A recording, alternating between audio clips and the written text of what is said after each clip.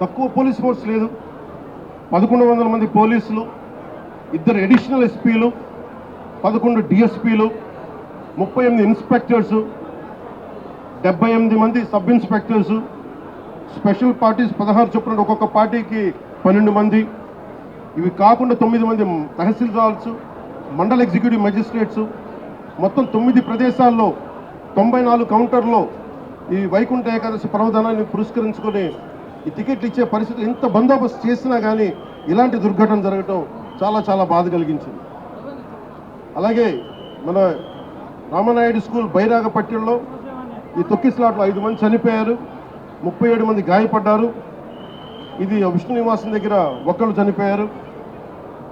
చనిపోయిన 6 మందిలో 4 మంది ఆంధ్ర నుంచి, ఒకరు తమిళనాడు నుంచి, ఇంకొకరు కర్ణాటక, కేరళ ఉంది. దీనికి చిన్న కన్ఫ్యూజన్, కర్ణాటక అని చెప్తా ఉన్నారు, కేరళ నుంచి.